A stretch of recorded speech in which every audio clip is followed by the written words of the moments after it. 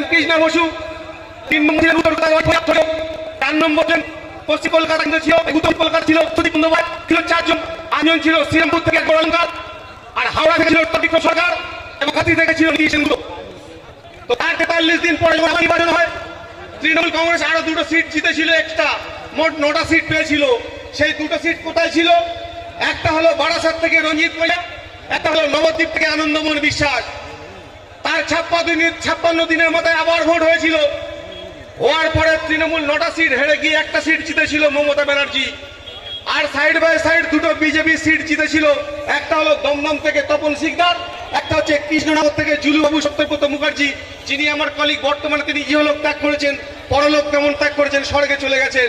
তাকে শ্রদ্ধা জানাই আমরা, যেহেতু আমার কলিগ। তার সঙ্গে আমার নীতিগত আদর্শগত পার্থক্য ছিল, আছে, থাকবে।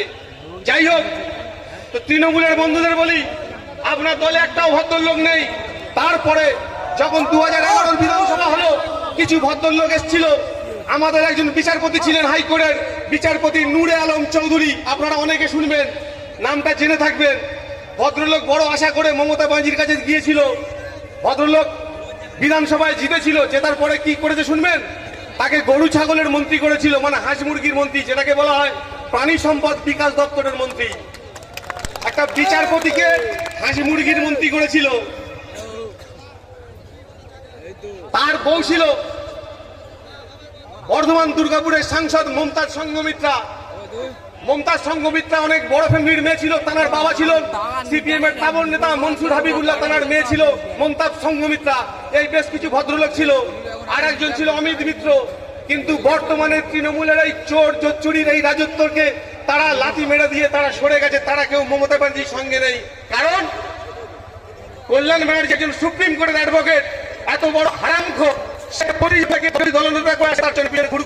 আমরা এই রাজনীতি মানতে পারি না। প্রতিবাদ জানাতে আজকের বাসন্তীর মাঠে একা হয়েছি। যাই হোক, যেটা বিকল্প যারা নোটিশ পেয়েছেন, তার নোটিশ নিয়ে যেখানে দেখেছি আপনারা সেখানে হাজির হয়ে আপনার যে ডকুমেন্টস গুলো চেয়েছে আপনারা সেগুলো দেবেন।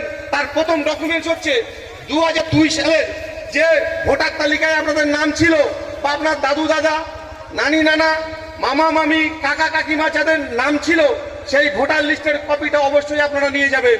সাথে নিয়ে যাবেন কি? ভোটার কার্ড, আধার কার্ড, জন্ম সার্টিফিকেট, স্কুল সার্টিফিকেট। আর এই নির্বাচন কমিশন আবার কি করছে দেখবেন, সুপ্রিম কোর্ট আধার কার্ডকে বৈধ বলে ঘোষণা করেছে, আর নির্বাচন কমিশন মোদির সাথে কথা বলছে, বলেন আধার কার্ড চলবে না, বলে আধার কার্ড নাগরিকত্বের কোনো প্রমাণ নয়। মানে সুপ্রিম কোর্টের উপরে এরা। তো আমরা যারা